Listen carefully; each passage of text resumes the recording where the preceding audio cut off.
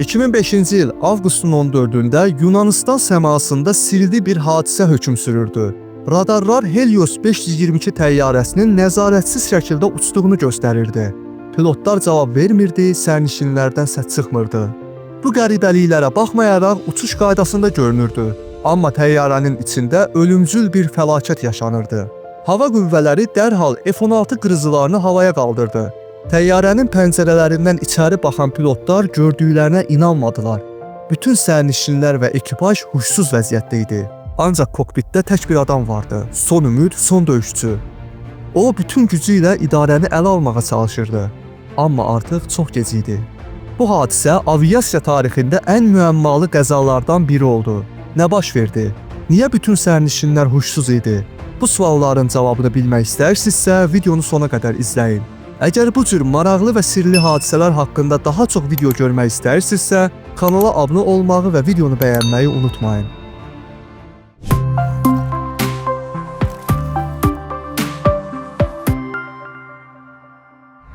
Helios Airways şirkətinə məxsus Boeing 737-31S təyyarəsi Kiprin Larnaka şəhərindən Yunanistanın Afina şəhərinə uçmalı idi. Uçuş məsafəsi təxminən 1300 km idi və bu məsafəni qət etmək üçün təxminən 1 saat 30 dəqiqə tələb olunurdu. Ancaq bu uçuş planlaşdırıldığı kimi baş vermədi. Helios 522 uçuşdan əvvəl standart texniki yoxlamadan keçmişdi. Mühəndislər təyyarənin mühərriklərini, hidravlik sistemlərini, avionikasını və digər vacib hissələrini nəzərdən keçirmişdilər. Yoxlama zamanı təzyiq tənzimləmə sistemində nasazlıq aşkarlanmışdı. Texniki işçilər sistemi manuel rejimə almışdılar və problemi həll etmişdilər. Lakin onlar bu rejimi avtomatik rejimə dəyişdirmədən yoxlamanı başa çatdırmışdılar. Təyyarənin uçuşa yararlı olduğu təsdiqlənmiş və uçuş icazəsi verilmişdi.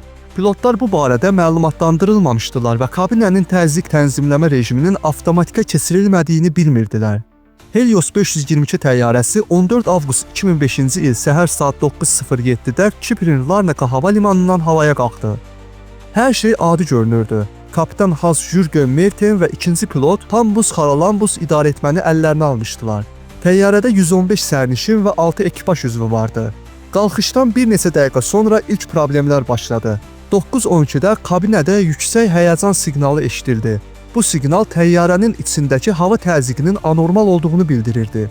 Lakin pilotlar əvvəlcə bunun qapıların tam bağlanmaması ilə bağlı olduğunu düşündülər. Təyyarə yüksəldikcə ekipaj kabinəsində və sərnişinlər arasında oksigen azalmağa başladı.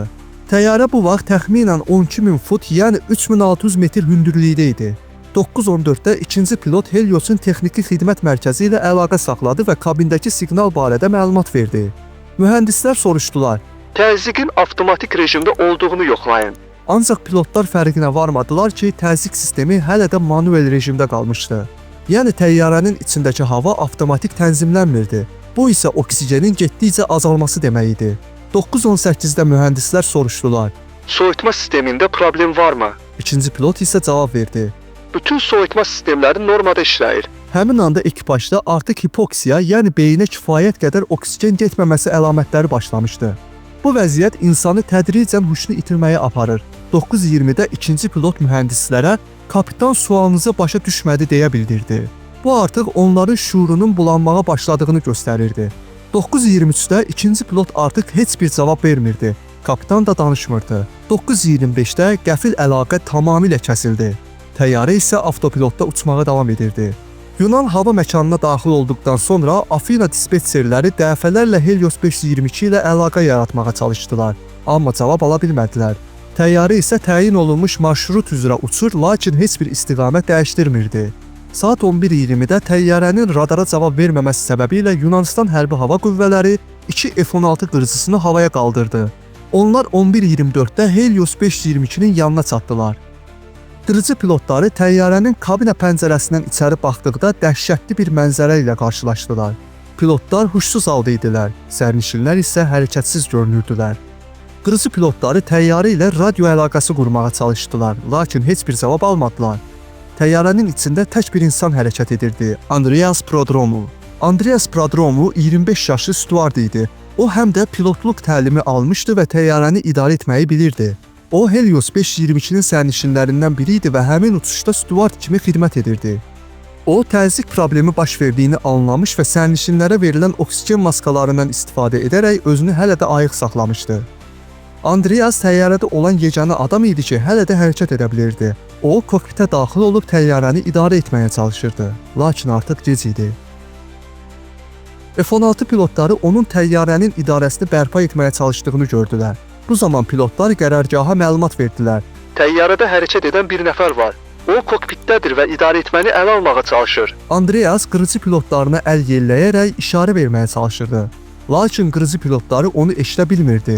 Təyyarədə radio rabitə sistemi işləmirdi və Andreas F-16'larla danışmaq üçün heç bir vasitəyə malik deyildi. Andreas bu zaman tək idi.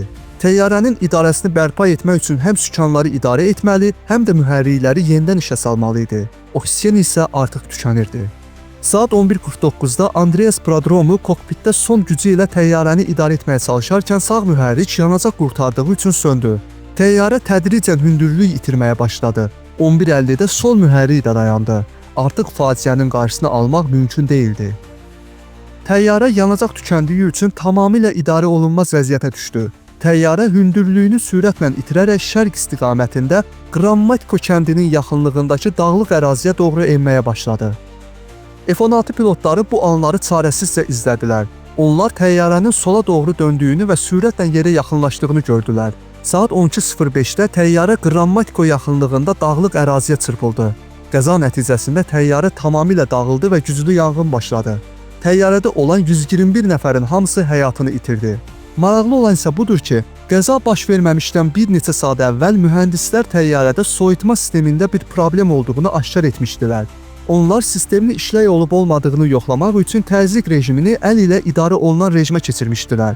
Ancaq mühəndislər işlərini bitirdikdən sonra rejimi yenidən avtomatik vəziyyətinə qaytarmağı unudublar.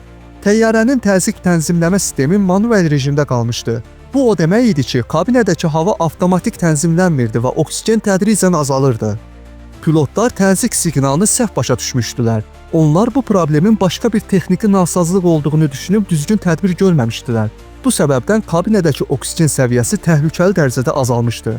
Hipoksiya səbəbindən pilotlar və sərnişinlər huşlarını itirmişdilər. Təyyarə avtopilotda 3 saat uçduqdan sonra yanacağı tükənmiş və nəzarətsiz vəziyyətdə yerə çırpılmışdı. Təyyarənin qəzaya uğramasının qarşısını almaq üçün heç bir şans qalmamışdı. Bu qəza aviasiya tarixində ən ölümcül hadisələrdən biri kimi qeydə alındı. Hadisədən sonra Helios hava yolları ciddi təzyiqlə üzləşdi və qısa müddət sonra fəaliyyətini dayandırdı. Helios 522 faciəsi aviasiya tarixində unudulmaz dərslərdən biri oldu. Kiçik bir texniki səhv 121 nəfərin həyatını itirməsinə səbəb oldu. Əgər bu cür sirri hadisələr haqqında daha çox video izləmək istəyirsinizsə, kanala abunə olun və bildirişləri açın. Videonu bəyənərək bu mövzuya marağınızı göstərə bilərsiniz. Növbəti videolarda görüşənədək.